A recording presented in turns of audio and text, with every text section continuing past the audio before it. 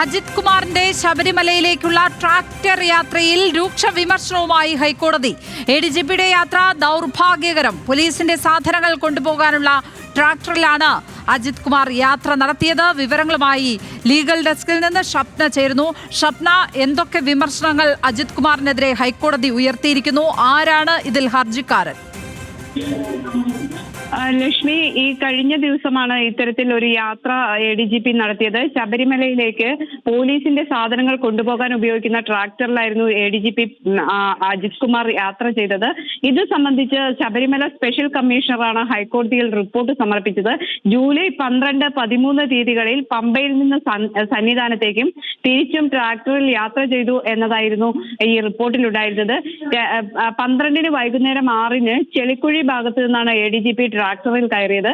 സന്നിധാനത്തിനടുത്ത് ചെരുപ്പുകട ഭാഗത്തെത്തിയപ്പോൾ ഇറങ്ങുകയും പിന്നീട് PSOയും ഒപ്പം ഉണ്ടായിരുന്നു എന്നും ഈ റിപ്പോർട്ടിലുണ്ട്.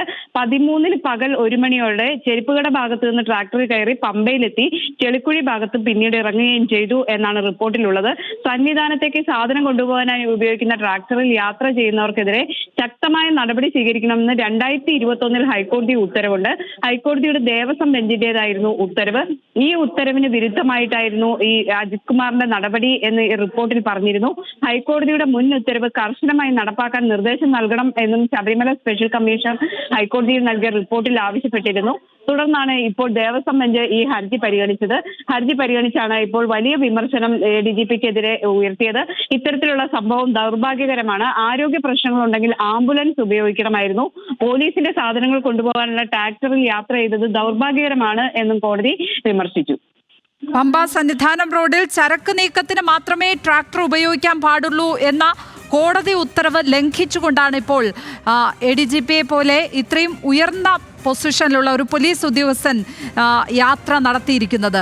അതുകൊണ്ട് തന്നെ മറ്റെന്തെങ്കിലും തുടർ നടപടികൾക്ക് കോടതി നിർദ്ദേശിക്കുമോ? എന്താണ് ലഭിക്കുന്ന സൂചനകൾ, ഷബ്ന? ഇതുമായി ബന്ധപ്പെട്ട് കോടതി ഒരു ഇടക്കാല ഉത്തരവിറക്കാൻ സാധ്യതയുണ്ട്. അതോടൊപ്പം തന്നെ പത്തനംതിട്ട SP ഇത് സംബന്ധിച്ച് കോടതി വിശദീകരണം തേടിയിട്ടുണ്ട് എന്നതാണ് ഈ ദേവസ്വം ബെഞ്ച് പരിഗണിക്കുമ്പോൾ മനസ്സിലാക്കാൻ സാധിക്കുന്നത്. ഏതായാലും പത്തനംതിട്ട SP ഈ സംഭവം സംബന്ധിച്ച് റിപ്പോർട്ട് കോടതിയിൽ സമർപ്പിക്കേണ്ടി വരും. അതിനുശേഷമായിരിക്കും അടുത്ത നടപടിയിലേക്ക് കോടതി കടക്കുക. ഷപ്നയാണ് ലീഗൽ ഡെസ്കിൽ നിന്ന് വിവരങ്ങൾ പങ്കുവച്ചിരിക്കുന്നത്. ഇപ്പോൾ